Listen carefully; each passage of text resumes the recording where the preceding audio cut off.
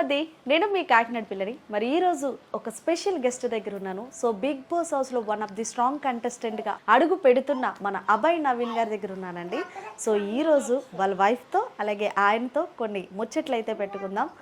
ఇక ఆలస్యం చేయకుండా వాళ్ళిద్దరిని పిలిచేద్దామా? Hi madam. Hi sir. First అంటే ఆడవాళ్ళకి హాయ్ చెప్పాలని. వావ్, చూసారా, చూడ ముచ్చటగా ఉంది మొత్తం.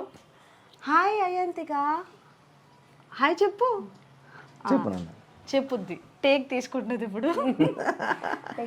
ఈవిడ ఎవరో తెలుసా? ఎవరు సార్, పరిచయం చేయండి మా వాళ్ళకి. ఈమె నా భార్య.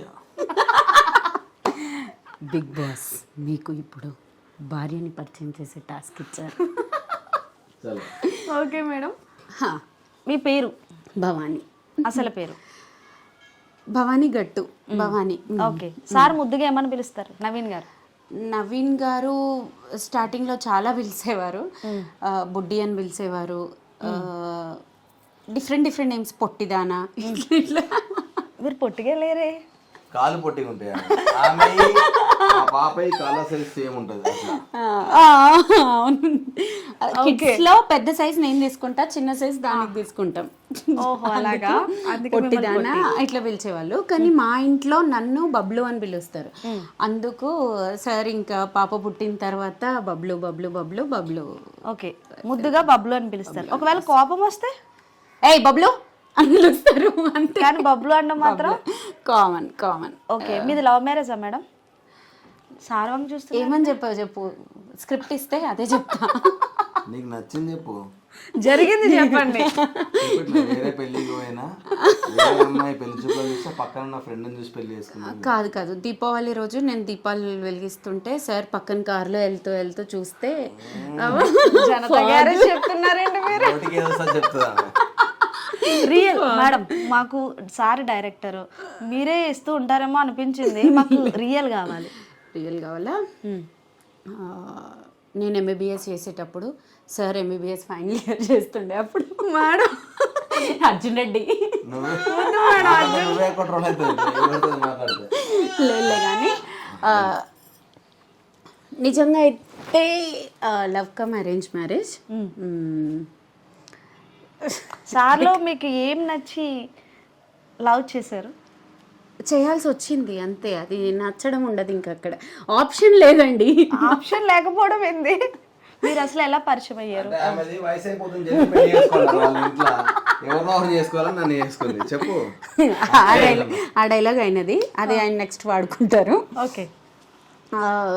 ఎక్కడి నుంచి స్టార్ట్ చేయాలో అర్థం అవ్వట్లేదు. మాకు ఆల్మోస్ట్ 2019 ఫెబ్లో పెళ్ళయింది.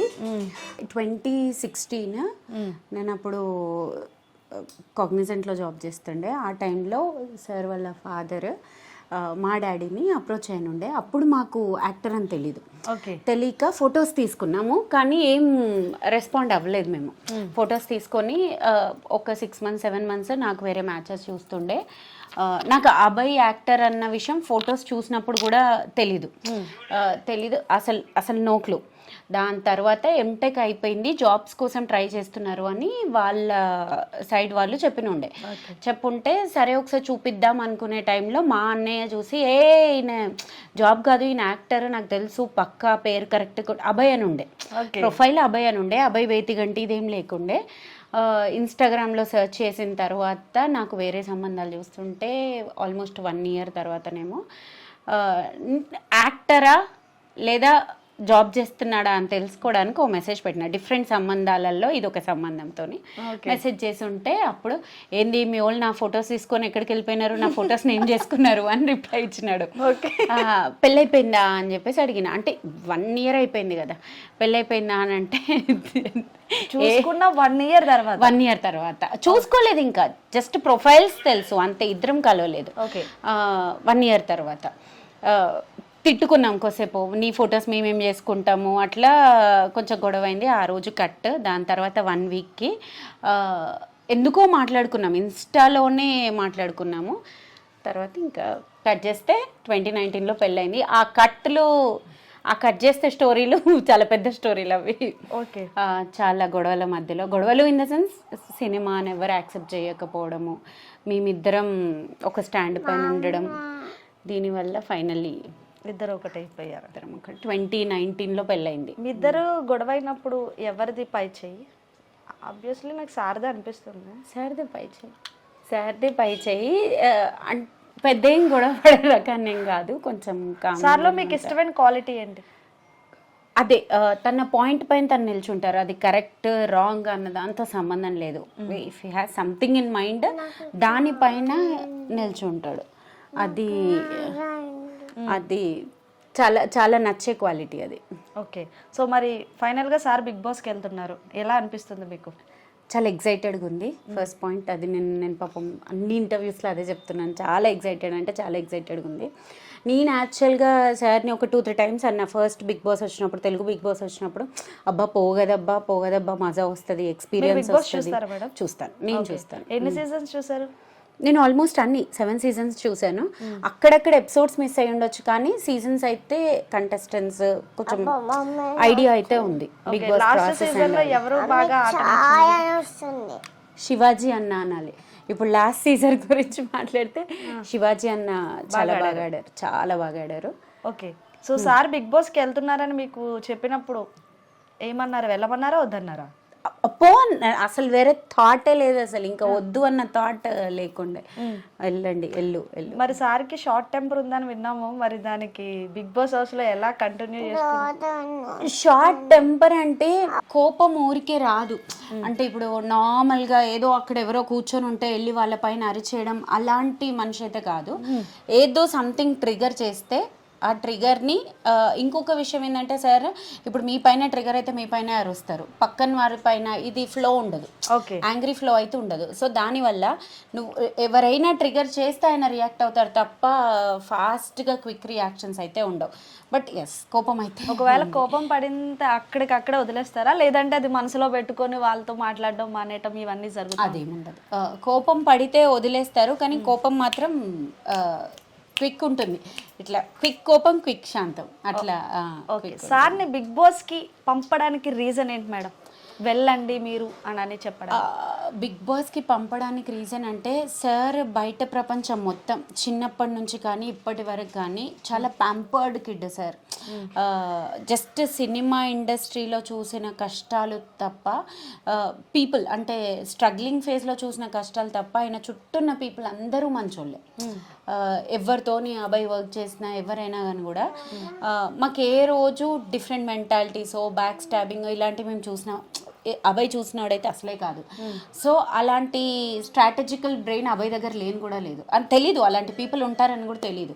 సో బిగ్ బాస్ హౌస్లో different mind sets all of the sudden కలిసి ఒక ప్రాసెస్ పైన వెళ్ళాలి అని అంటే అబ్బాయి ఎట్లా ఆడతాడు అన్న ఒక థింగ్తోనే నేను ఫోర్స్ చేసి సపోర్ట్ చేయడం. బిగ్ బాస్ అనేది ప్లస్ ఉంటుంది, మైనస్ ఉంటుంది, మరి దాన్ని మీరు ఎలా తీసుకుంటారు? ప్లస్ మైనస్ అన్నది మన యాటిట్యూడ్ పైన డిపెండ్ అయి ఉంటుంది. ఇప్పుడు ఫర్ ఎగ్జాంపుల్ అబ్బాయి ఏదైనా చేస్తే నాకు నచ్చచ్చు, మీకు నచ్చకపోవచ్చు.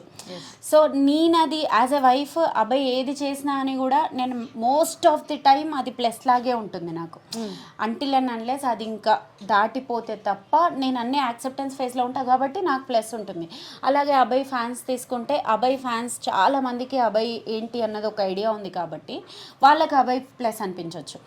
ఇప్పుడు ర్యాండమ్గా ఒక గై వచ్చి అబ్బాయిని చూస్తే తనకి నెగిటివ్ అనిపించదు. సో ప్లస్ మైనస్ అన్నది నేను అసలు పెద్ద కన్సిడర్ చేసే దాంట్లోనే లేను. ఓకే, సో ఇండస్ట్రీలో మీకు ఇష్టమైన హీరో?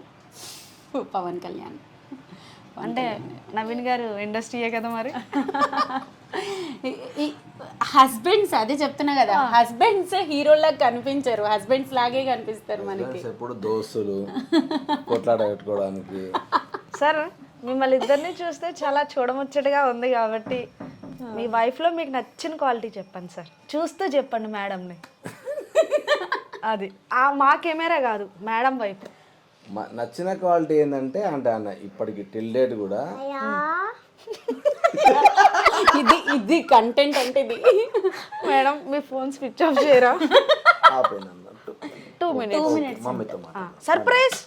ఓకేనా, బిగ్ సర్ప్రైజ్. అంటే ఈమెకు ప్రేమ ఎక్కువ, అది నాకు ఫస్ట్ నుంచి నాకు బాగా నచ్చింది. ఏంటంటే ఒక మనిషిని ఇష్టపడితే బాగా ఇష్టపడుతుంది, అదొక మంచి క్వాలిటీ. అంటే హానెస్ట్గా ఇష్టపడుతుంది అన్నట్టు. సో అండ్ ఇప్పుడు ఈ ఫేజ్ అంతా వెరీ సపోర్టివ్. ఏమేమి ఎంత కొట్టుకున్నాం తిట్టుకున్నాం అంటే అది మాకు ఎప్పుడు టామ్ అండ్ జెర్రీ ఫైట్సే ఉంటాయి మాకు. కానీ స్టిల్ దాంట్లో ఏంటంటే లవ్ నాకంటే ఆమెనే ఎక్కువ ఇష్టపడుతుంది నన్ను. సో ఆ రకంగా నేను లక్కీ. అందుకే ఇంతకుముందు గొడవ పడినని చెప్పాను చూసారా, దాని కంటిన్యూషన్ ఇది. మీ ఇద్దరికి మ్యారేజ్ అయ్యి ఎన్ని ఇయర్స్ అవుతుంది సార్? 2019లో అయింది. ఓకే, అంటే మేబీ 5 years అవుతుంది. ఈ 5 yearsలో జరిగిన పెద్ద ఇష్యూ ఏమన్నా ఉందా? అంటే ఒక 2-3 days మాట్లాడుకోకుండా 2-3 days కాదు, 20 days మాట్లాడుకోకుండా ఉన్న డేస్ ఉన్నాయి. అబ్బో, 2-3 days. ఆ తర్వాత ఎవరు మాట్లాడారు 20 days తర్వాత? నేనే మాట్లాడినా. ఏమని మాట్లాడారు సార్? నా ఫోన్ ఛార్జర్ లేదు, ఎక్కడ కాదు ఈ ఇన్సిడెంట్ చెప్తాను నేను. పెళ్ళికి ముందు ఒక చిన్న ఏదో గొడవ అయింది. అయితే ఆ పెళ్ళికి ముందు ఎంగేజ్మెంట్ నుంచి పెళ్ళి మధ్యలో చాలా స్ట్రెస్డ్ ఉంటాం. షాపింగ్స్ అని అవని ఇవని, రిలేటివ్స్ని మేనేజ్ చేయడం, మళ్ళీ సినిమా ఇండస్ట్రీ కాబట్టి అందరినీ కన్విన్సింగ్ ఫేజ్ ఉంటుంది కదా.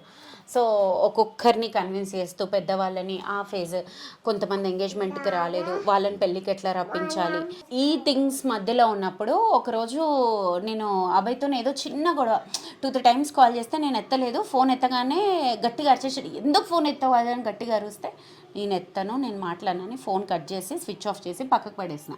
ఫస్ట్ ఇదంతా నుంచి బయటకు రావాలి.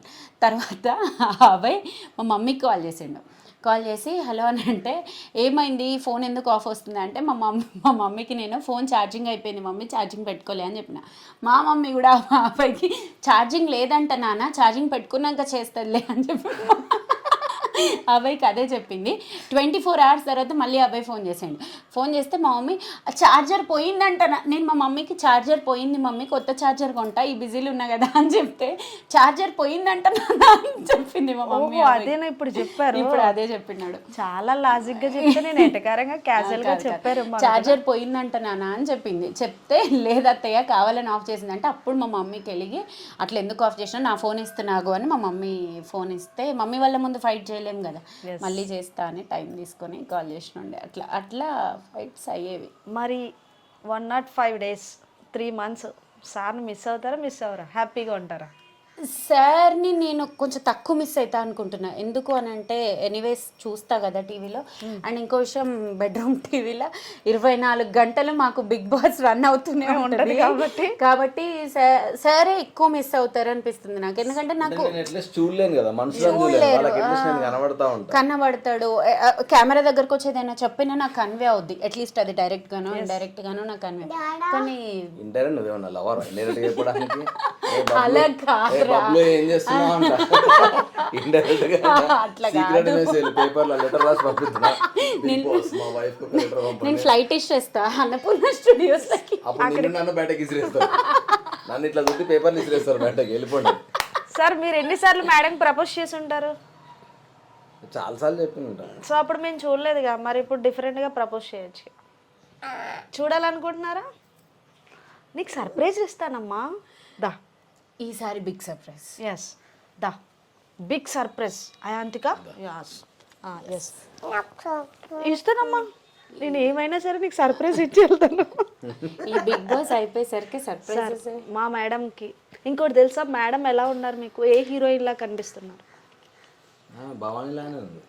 లేదు, అనుష్క ఫేస్ కట్ ఉంది. అంటే మీకు కనిపించలేదు, నాకు కనిపించిందంటే ఒక అమ్మాయిగా మీరు దగ్గర నుండి మీకు మా వాళ్ళు కామెంట్స్ చేస్తారు చూడండి. అది ఇందాక కూడా చెప్పానా మేడం? ఇందాక కూడా చెప్పారు. ఇందాక మేడం మీరు అనుష్క ఆమెతో కంపేర్ చేస్తుంటే జాగ్రత్త. అసలే అనుష్క శెట్టి అనుష్కలా లేరు, అనుష్క ఫేస్ కట్ లా అందంగా ఉన్నారు. ఒకే మనిషి ఇద్దరు ఉండరు కదా సార్, కంపేర్ చేస్తారు. అంటే మా మేడం కూడా చాలా అందంగా హీరోయిన్ లా ఉన్నారని చెప్తున్నాం. లేదు సార్, మీరు ప్రపోజ్ చేస్తే మేము భోజనాలు తినేసి వెళ్ళిపోతాం సార్. అది కాదు సార్, ఇంకొంచెం అంటే నాకు ఏదైనా ఇట్లా లోపలికి వెళ్ళి రావాలి, తక్కువ ఇట్లా చెప్పండి లోపల నుంచే తీయండి సార్ ప్రేమ బయటకి. మీరు ప్రతి ఇంటర్వ్యూలో మా వైఫ్ బ్యాక్ బోన్ ఇది అది అని చెప్పారు కదా, మరి బ్యాక్ నుండి చెప్తాం. ఈ ఫేస్ వేసుకొని, ఈ జూమ్ వేసుకొని రవి మీరిద్దరు దగ్గరకు వచ్చి okay Yes. I love you, Bablu. ఇది కదా మాకు కావాల్సింది. ఎస్ అయాంతిక ఓకేనా? ఓకేనా? Take okay. Yes the family hug. Family hug. Family hug వస్తుంది. ఫ్యామిలీ హగ్ అంటే ఎలా? Family hug. Family hug. Family హగ్గా మార్నింగ్ లేవగానే ఫ్యామిలీ హగ్ చెప్పారు మేడం. అవ్వాలి. ఫ్యామిలీ హగ్ అయిందని చెప్పి కానీ అది పడుకుంది. Mic camera. Okay so madam మరి నవీన్ సర్ప్రైజ్ ఇస్తానమ్మా, నీకు సర్ప్రైజ్ ఇస్తానమ్మా. మేడం ఫైనల్గా నవీన్ గారు బిగ్ బాస్ హౌస్లోకి వెళ్తున్నారు కాబట్టి ఆడియన్స్కి ఏం చెప్తారు? ఫైనల్గా ఆడియన్స్కి ఫస్ట్ అభయ్ గేమ్ అయితే చూడండి, చాలా బాగా ఆడతాడు. స్పాంటినిటీ అయితే కిర్రాక్ ఉంటుంది. మీరు ఇవన్నీ చూసి ఒకవేళ అభయ్ గేమ్ మీకు నచ్చితే ఓట్ చేయండి, సపోర్ట్ చేయండి. నెక్స్ట్ వీక్కి ప్రమోట్ చేద్దాం మనం అందరం కలిసి. అభయ్ని కొంచెం సపోర్ట్ చేస్తే తన గేమ్ కూడా ఇంప్రూవ్ అవుతూ ఉంటుంది ఎవ్రీ వీక్కి. సో మనం సపోర్ట్ చేస్తూ అభయ్ని గెలిపిద్దాం. ఓకే మమ్మది. సో ఫైనల్గా చూసారు కదా, చాలా అందమైన కుటుంబంతో ఈరోజు అలా గడిపేశాము. సో వీళ్ళిద్దరూ ఎంతంటే టామ్ అండ్ జెర్రీలా ఉన్నా సరే ప్రేమ మాత్రం వీళ్ళ మధ్య చాలా ఉంది. సో ఇలాగే లైఫ్ లాంగ్ ఉండాలని, అలాగే ఈ సీజన్ విన్నర్గా నిలవాలని మనస్ఫూర్తిగా కోరుకుంటున్నాను. సో నవీన్ గారు విన్నర్ అవుతారని అనుకుంటున్నారు. సో బామద్ది ఆయన ఆట ఆయన లోపల ఆడుతూ ఉంటారు, బయట మనం ఆయన గెలిపించాలి, ఓటు వేయాలి. కాబట్టి ప్రతి ఒక్కరు కూడా ఆయన ఆట నచ్చితే ఖచ్చితంగా ఓట్ చేయండి. మరొక వీడియోతో మళ్ళీ మేము ముందుంటుంది మీ కాకినాడ పిల్ల. బాయ్.